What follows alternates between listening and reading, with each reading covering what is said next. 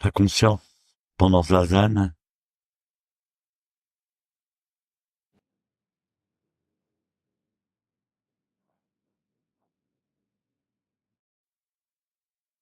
est tout à fait spécifique,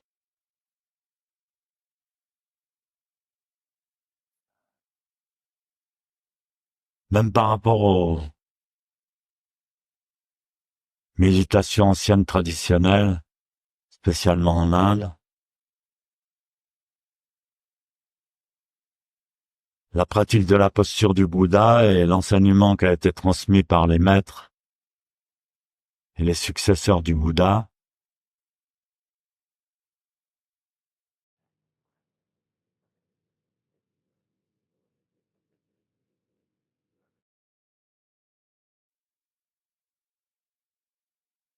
Donc quand on s'assoit en Zazen, on doit plus être dans l'objectivité. C'est aussi une décision qu'on prend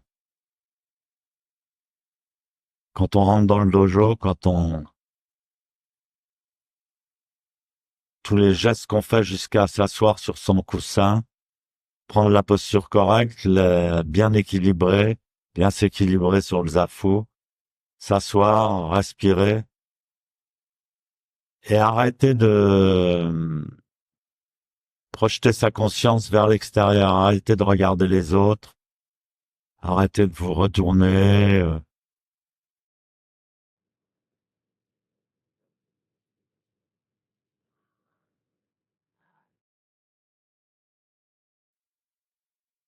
La conscience objective, c'est-à-dire qui fait un inventaire des objets qui l'entourent, a aussi son utilité, mais pas pour faire zazen. Hein? C'est pareil quand le feu passe au vert, vous n'allez pas traverser les clous en quinine.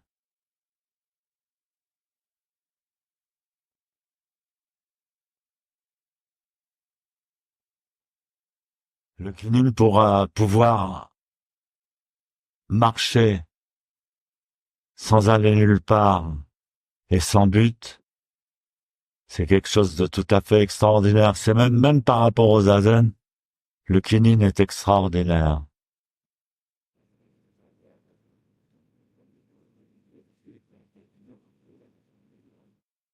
Le maître de danse Maurice Béjart, qui était disciple de Maître Deschimaru également, faisait tous les jours pratiquer le quinine à ses danseurs. Et il avait intégré la marche en quinine dans plusieurs de ses spectacles.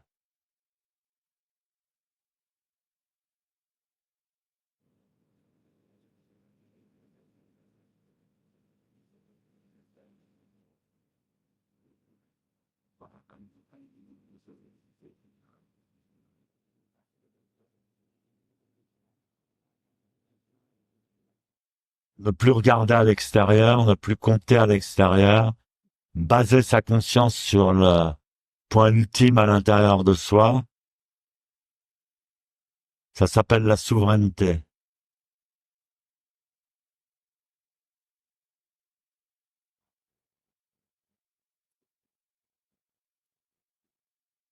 Il n'y a pas besoin d'être milliardaire pour être souverain. Il suffit de marcher en quinine ou de s'asseoir en zazen.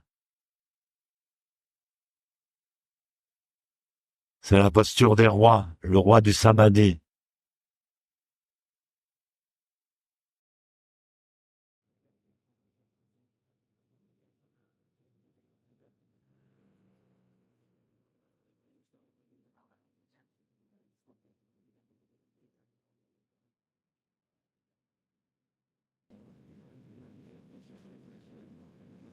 Quand on arrive au centre de soi-même, on s'aperçoit qu'on n'est pas séparé des autres. Au contraire,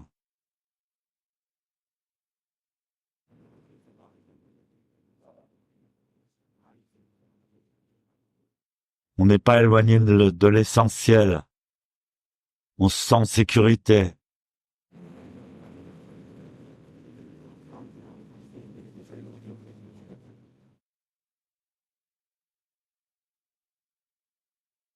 Il y a un maître qui revenait de sa promenade dans la montagne et il fut interpellé par son disciple. « Maître, où êtes-vous allé vous promener ?»« Dans la montagne, répondit le maître. Le disciple insista. « Oui, mais quel chemin avez-vous pris ?»« Il y a les parcours fléchés, hein ?»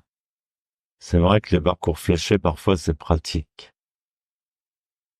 Non, j'ai simplement suivi l'odeur du romarin et des fleurs de thym. Ensuite, j'ai flâné parmi les jeunes pousses. Chaque jour, c'est différent, selon qu'il a plu ou qu'il y a beaucoup de soleil. Sans but, sans égoïsme, naturellement, inconsciemment.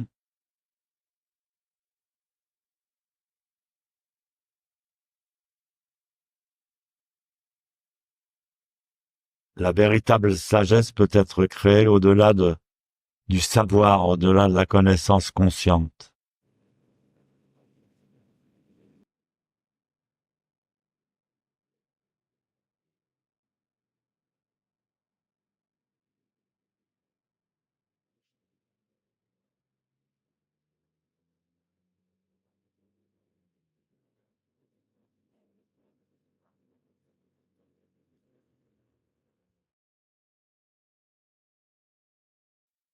Dans la Chine ancienne, il y avait un ermite un peu magicien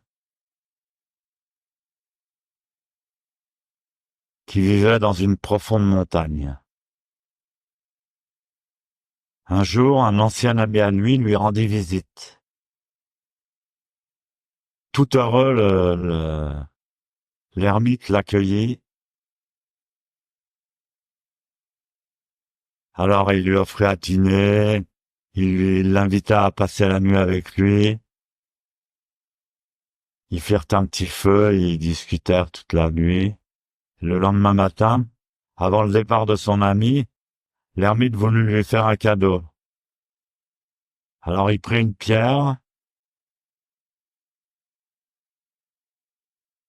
une petite pierre de la grosseur d'une noix, et avec son doigt, avec son index, il le toucha et en fit un bloc d'or pur. Une pierre complètement en or, elle se transforma en or. Alors son ami fut surpris, mais au lieu de se réjouir, il dit: bah alors, tu pourrais me transformer cet énorme rocher-là en or?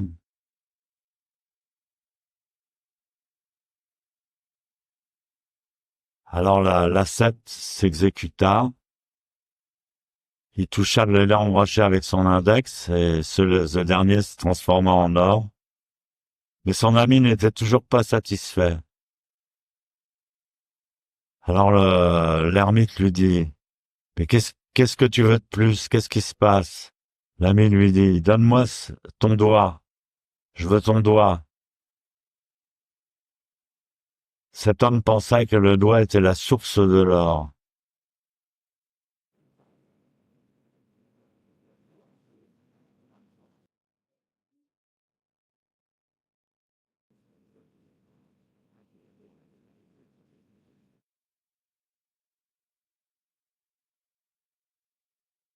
Donc il faut revenir à la conscience primordiale, souveraine.